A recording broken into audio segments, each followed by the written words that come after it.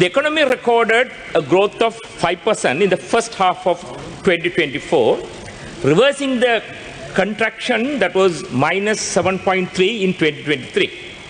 While this is a positive development, it is concerning the agriculture sector grew only by 1.4%, very marginal. Despite its critical role in the food security and the rural livelihood. Export increased by 6.1%, reached $8.5 billion, driven by the growth in the industrial and agricultural product. However, import rose by 10%, widening the trade deficit to $3.57 billion, up from $2.96 billion in 2023. Tourism earnings surged by 66.1% to $2.17 billion, with 50.7% rise in the arrival.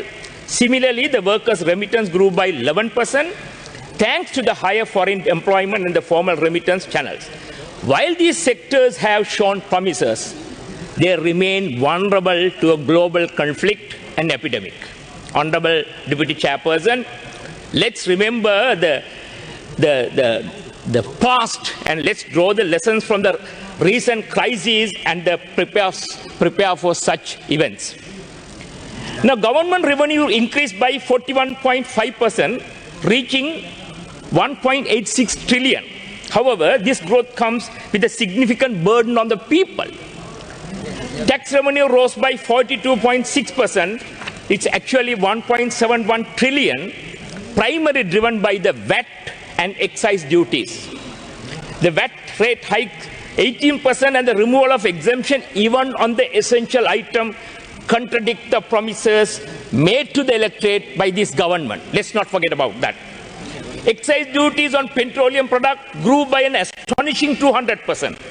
But the government failed to pass the benefit of the reduced global price on the fuel.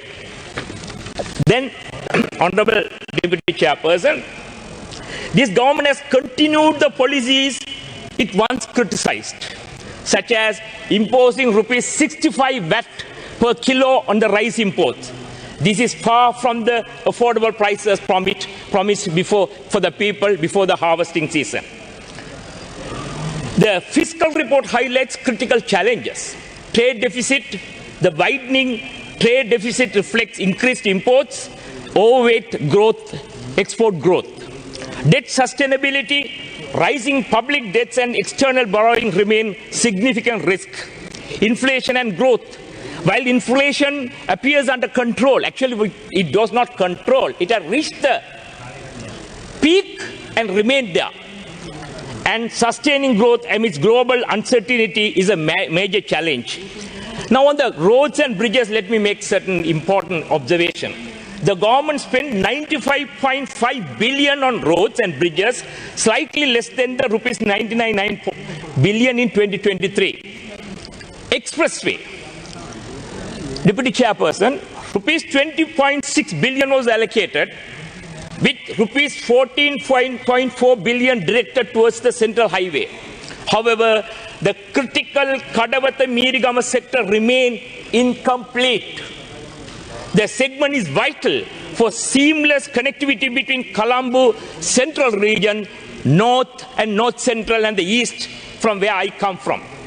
Honorable Deputy Chairperson, I urge the government to use the President's upcoming visit to China to request the special grant for this project. Such funding would expedite completion and unlock the full benefit of this infrastructure. Road maintenance. Spending increased significant by 7.2 billion, yet rural development roads saw a reduction of allocation. Deputy Chairperson, one of the bridges in the eastern province was washed off by the floods just closer to the Southeastern University due to the weak bridge infrastructure. Nothing has been spent for the maintenance of these weak bridges. Now, a significant portion of the road development budget, 43.1 billion, was used for the loan repayment. They underscore the heavy reliance on borrowing for infrastructure, which increases the fiscal vulnerability.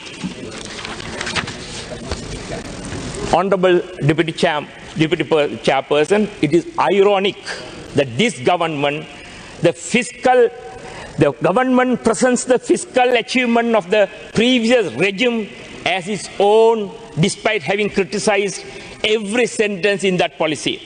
Let me remind this House the President's own word from the past. This is what he told once.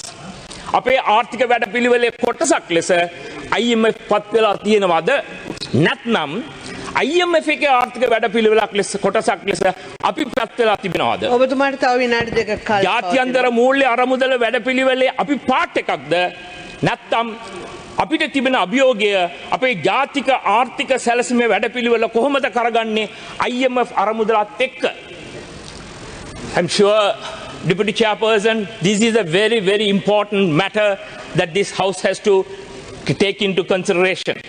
And top of it, I remember one of the important ministers of the present government once said, අපිට IMF එකෙන් ලැබෙන්නේ මාසෙකට dollar මිලියන 60ක වගේ පොඩි මුදලක්. Dollar මිලියන 60ක් මාස 48ටම.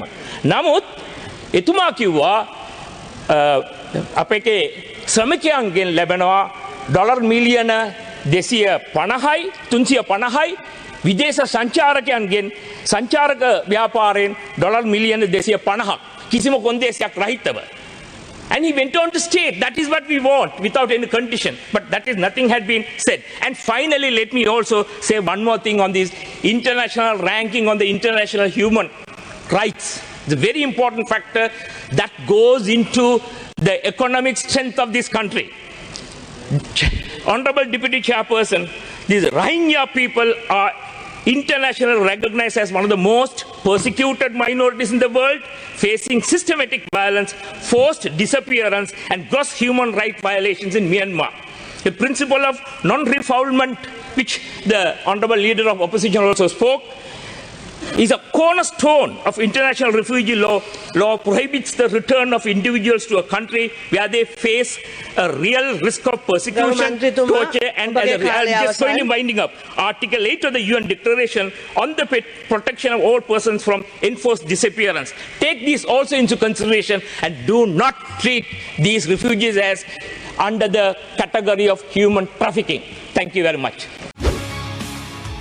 செய்திகளை உடனுக்குடன் தெரிந்து கொள்ள உடனே சப்ஸ்கிரைப் பண்ணுங்க.